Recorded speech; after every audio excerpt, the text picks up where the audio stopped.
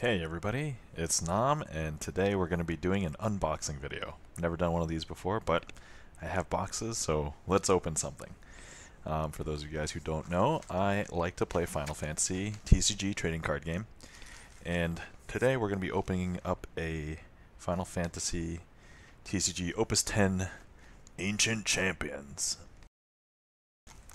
So the thing that goes well with Ancient Champions is, obviously I need a beverage that is aged in oak bourbon barrels. So, not a sponsor, but I enjoy craft beer, so here we go. Founders KBS, so we're going to have some of that.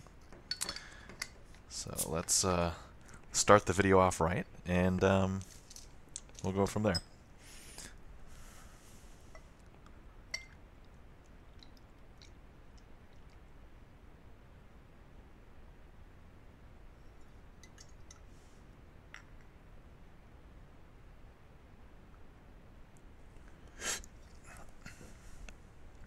Alright everybody, cheers.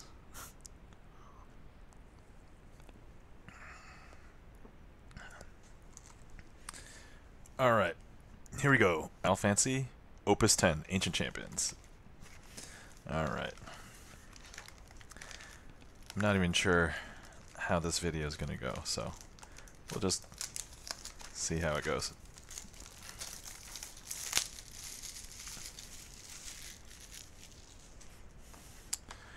Alright, here we go. We got the Squall box topper, it looks like.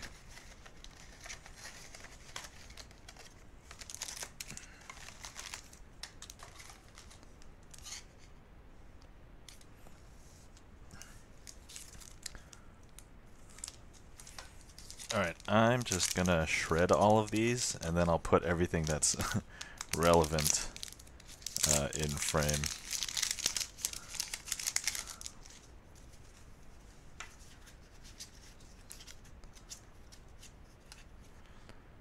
Let's see.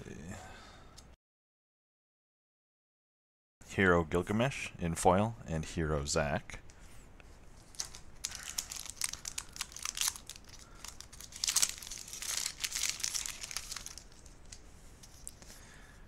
We have foil starter Kefka and Hero Sarah with no H. I do have to specify, mostly because my wife's name is Sarah, so if you ever try and spell Sarah without the H, that's apparently a thing.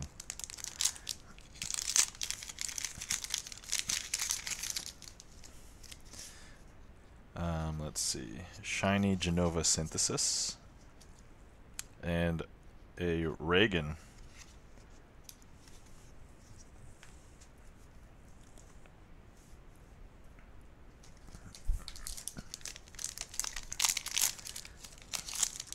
So let's see, how long have I've been playing Final Fantasy TCG since Opus 3 or 4, so it's probably been a couple years. Foil class first Moogle. Yeah, these are common or not so rare. Hero Von. Hero Von.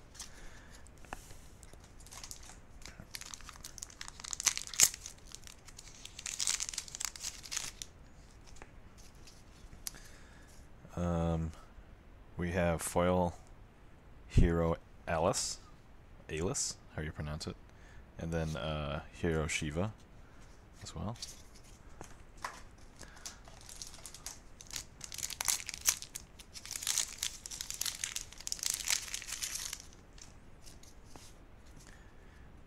Let's see, Shiny Black Tortoise Lassie Gilgamesh. This guy is a little crazy. I went to a pre-release, and my local friend group, we play there at an anime store. So if you guys are ever around Rochester, Hammer Girl Anime, shoutouts to the store. But yeah, we play Final Fantasy TCG there every Thursday. Most Thursdays. I think, like, for example, Thanksgiving, you know, we won't be going there, but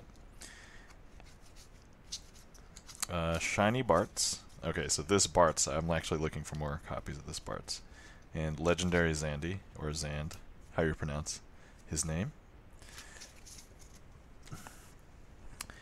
But this Black Tortoise, let's see, Gilgamesh killed me. Killed me.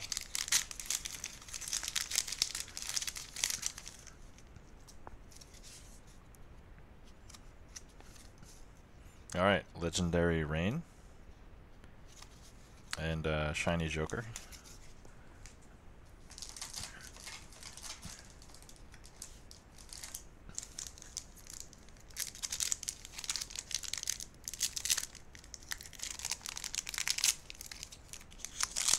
Forgot how to shred packs for a second. Alright, Shiny Onion Knight. And Hero Sephiroth. Okay, I like this Arya too.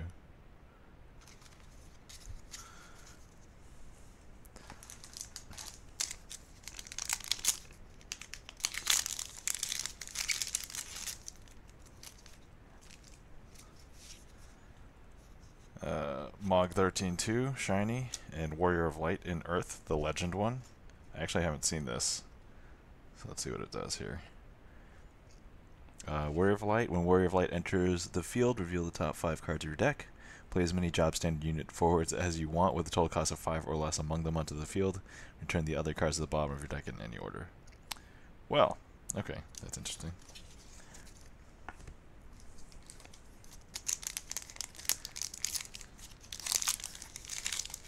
I have a lot of decks.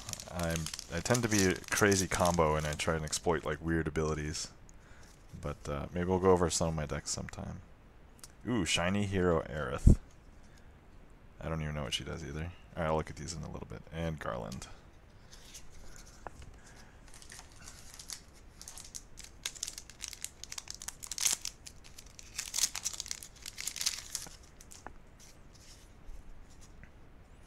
Alright, Shiny Philo. And Hero Skilla.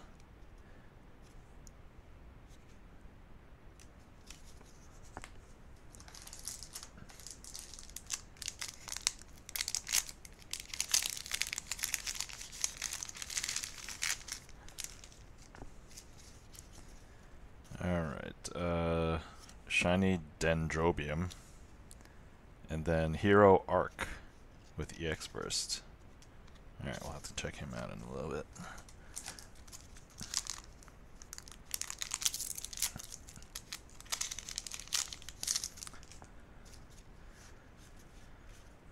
Let's see here. We have Shiny Aldo and Legendary Fran.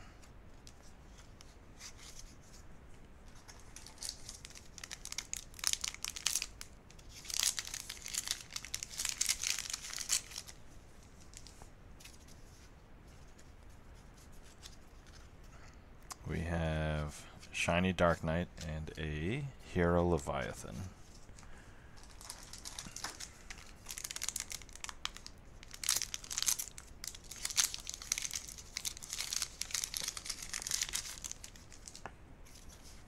Let's see, Shiny Cecil and Hero Desh.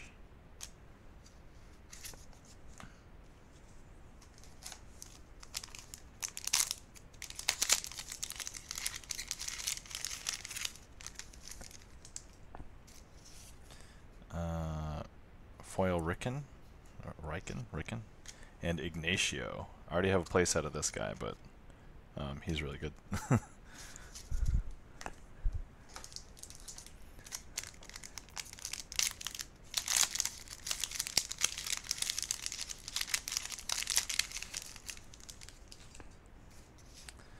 Alright, we have a Foil Legend Lightning and a Hero Alice.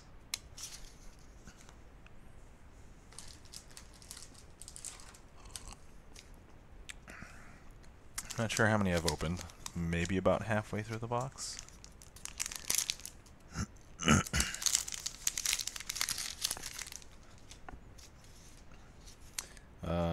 Foil Legendary Cloud of Darkness. And a Hero Titan. Traded one away not too long ago. That's a good replacement. It is the type of card that you want to have 3 of. It's so cheap. And it has so many modes to select. Oh, Oh yeah, I'm going to be inverting this video. This is going to be weird.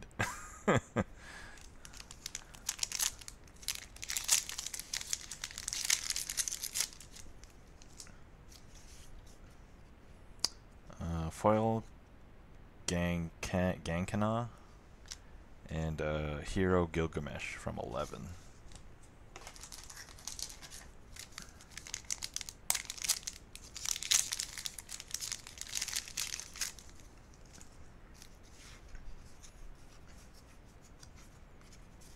Okay.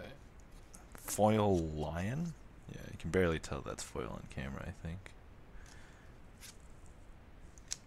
And Doga.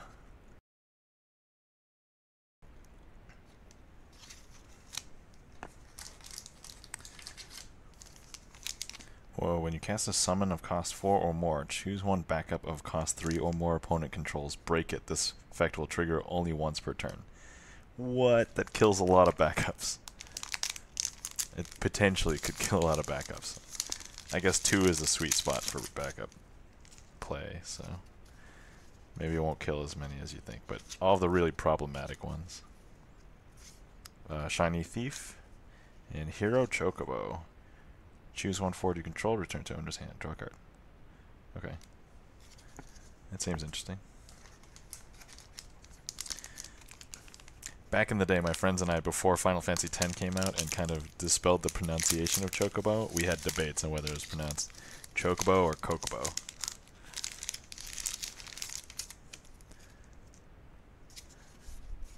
Okay, Shiny Elza and Titus. Hero Titus. So I actually got an extra pre-release kit for this guy, so that I'd have a playset of 3. When I opened that one, I ended up getting like maybe 2 additional ones, so I had 5 Tituses.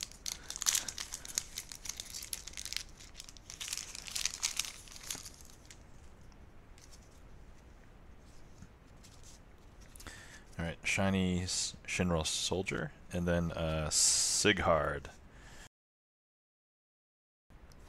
Or Sieghard. I don't know how to pronounce his name, but I'm not sure if anybody plays Final Fantasy Brave Exvius, but that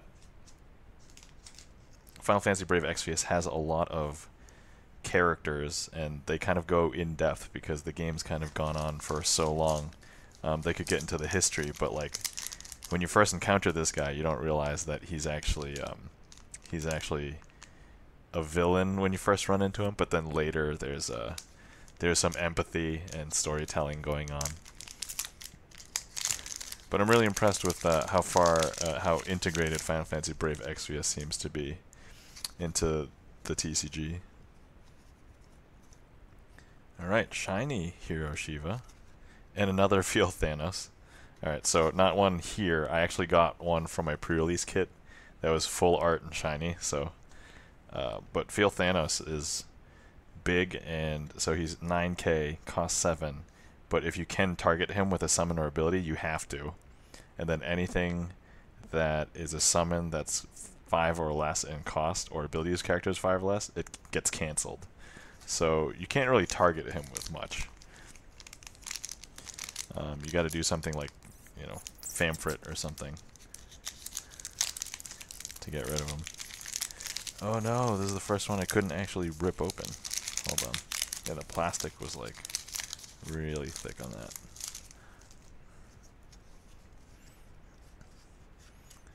Okay, Foil Hero Sarah and Zack.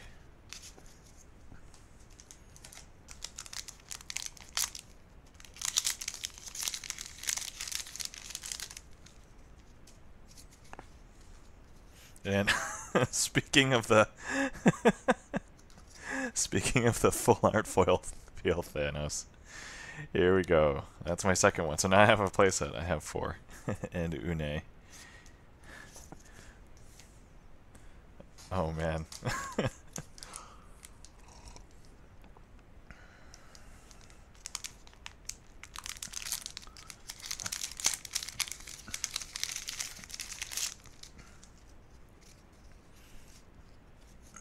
Ah, foil no.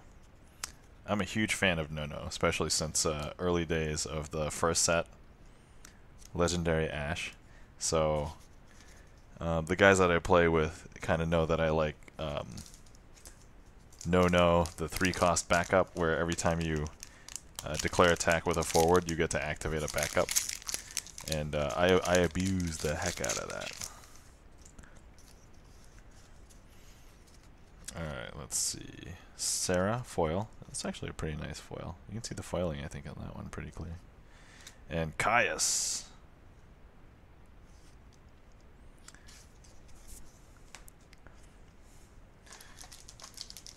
Yeah, so I didn't really play Final Fantasy 13 that much. I liked the story, but the gameplay, it bored me and I didn't really get too far in it. I ended up watching that whole thing on YouTube, but when I heard that 13.2 came out and I heard that it was better, I got that and played the heck through that, so I really enjoyed 13.2. Alright, Ramu, hero, foil, and Citra, hero. Alright, let's see how many packs we got left. 1, 2, 3, 5, 6. Whoops. Alright, 6 packs left. That's it. Here we go. Overall, I've been generally pretty happy with what I've pulled from the box so far.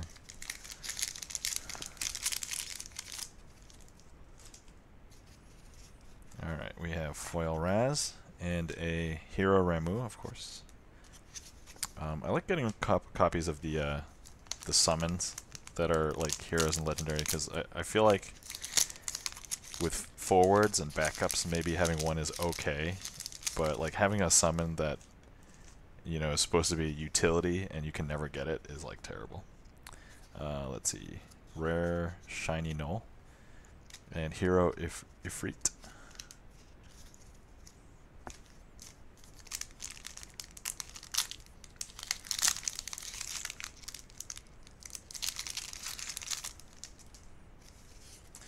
Alright, shiny starter Van and Skilla now.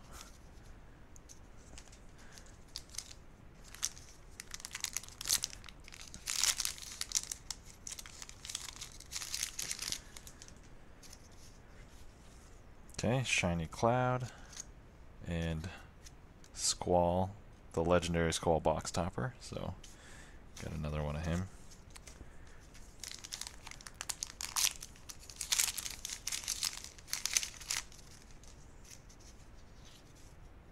See, shiny Naji and hero Bosch.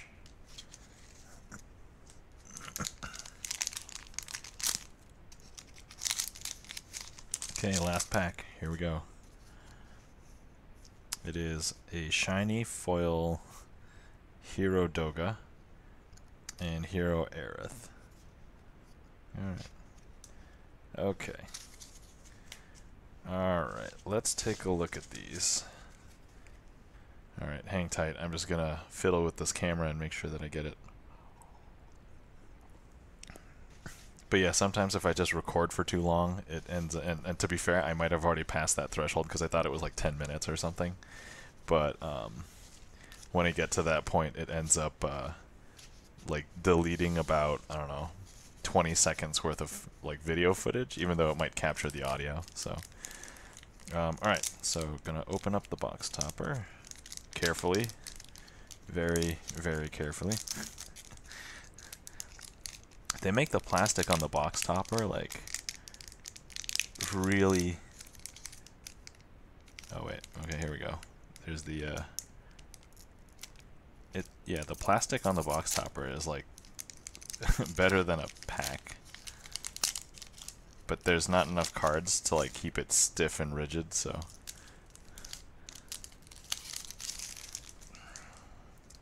all right, so Squall. When Squall enters the field, choose one character. If your opponent has 2 cards or less in their hand, dull it. And then at 2 damage, he'll dull and freeze a character. And then at 5 damage, if it's dull, deal it 8k. So I guess conceivably, if you're at 5 damage, you get both the 2 damage and 5 damage. I think that's how that works. I'm not entirely sure, because I've only played with the cards like once. Choose up to, so Aerith, choose up to 3 7 characters other than Aerith, activate them. Actually, this might be easier for you guys to see if I zoom in a little bit. Okay, does that work? Okay, that works, right. Choose 1 forward to control, cannot be chosen by your opponent's summons or abilities this turn, and then choose 1 forward during this turn. The next damage dealt is reduced by 2,000 instead. Okay, so it's kind of like a situational prevent damage if you need to. I think this could be pretty handy in a lot of decks. Oh yeah, we talked about Doga earlier, so yeah, destroying backups of cost 3 or more just by playing summons. Only once per turn, but I mean, most of the problematic backups are like 3 or more, so... Bosh. 8k at the beginning of your attack phase each turn if you have 2 or more cards in hand. Bosh gains Brave until end of turn. If you have 4 more cards in your hand, Bosh also gains plus 2,000 power.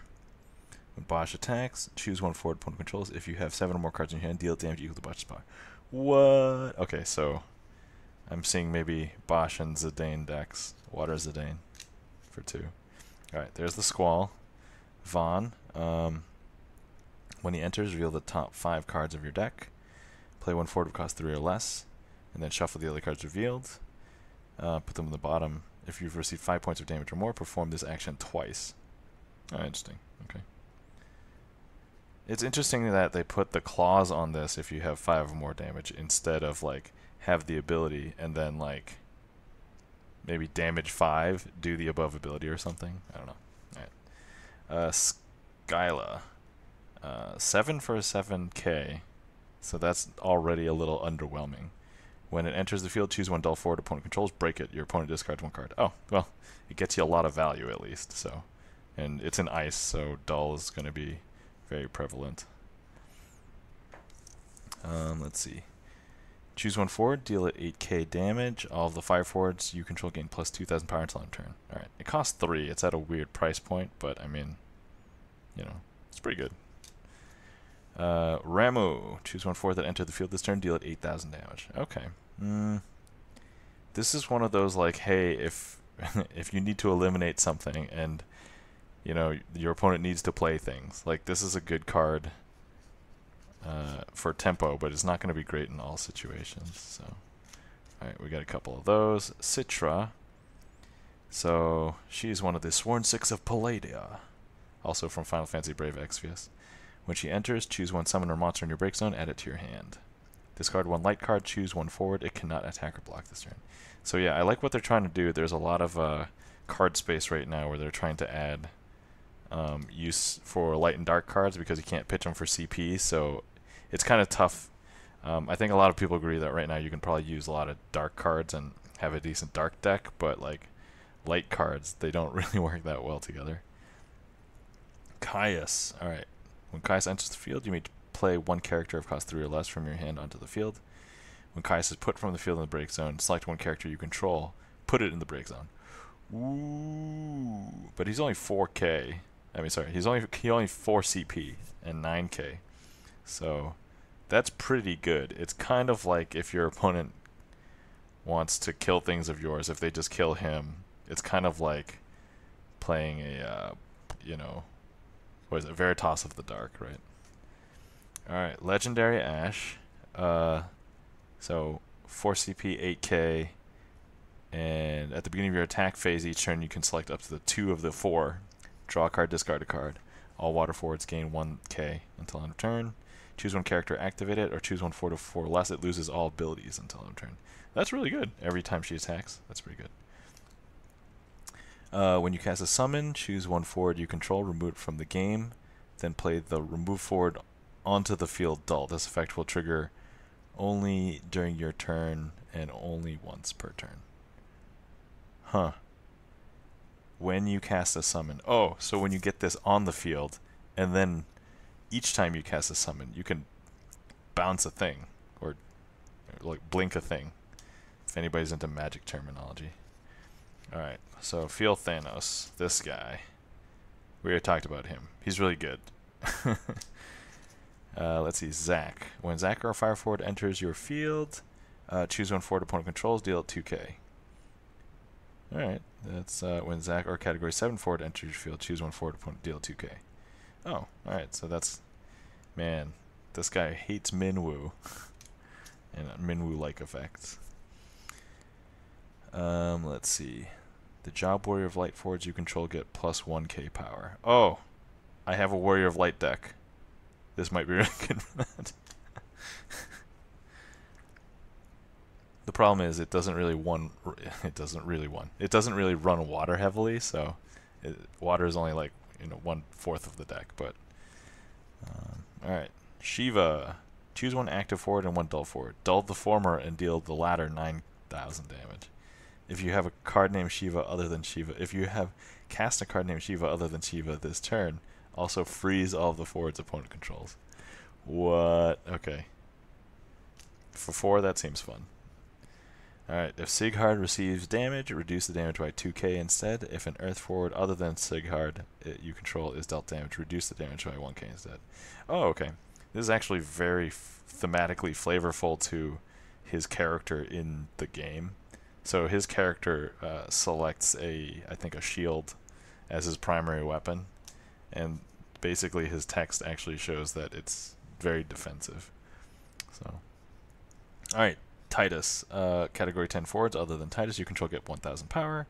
When he enters, you may choose one backup, return one backup you control to its owner's hand, and then when you do so, choose one forward, return it to its owner's hand. Oh, okay, so bounce a backup, bounce a forward. I think there's a lot of ways you can combo with that, I think. Chocobo, I think it's cool. I don't know really how to apply it yet, because it's only forwards you control, so. Already mentioned Doga. Gilgamesh 11. If you control 5 more water characters, Gilgamesh 11 cannot be broken by opposing summons or abilities that don't deal damage. And then when Gilgamesh 11 attacks, choose one forward of cost 2 or less in your break zone and play it on the field. Oh, okay. Yeah, so that explains the high cost, the bigness, but he can play free things that cost 2 or less. So, I mean, I guess we're probably talking like Vikings. Alright, Titan. The modes on this are ridiculous. When you play this, choose 2 of these things. Choose forward you control, gain 1k until end of turn. All the forwards you control gain Brave. That alone might actually be worth running tons of copies of this card. All the forwards you control gain. This forward cannot become dull by your opponent's summons or abilities until next turn. Also, dulling is really good, so this being able to counter that, or draw a card.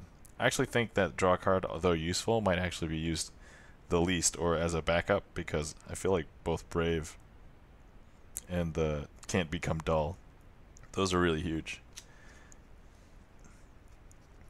Alright, Cloud of Darkness. 4 CP, 8k. When Cloud of Darkness enters the field, you may put one character you control into the break zone. When you do, your opponent selects one dull forward he or she controls. Put it into the break zone. When Cloud of Darkness attacks, each player selects up to 2 active characters he or she controls, as many as possible, dull and freeze them. Oh, okay. I'd actually played a copy of this in my sealed deck, and it turned out to be very pivotal once.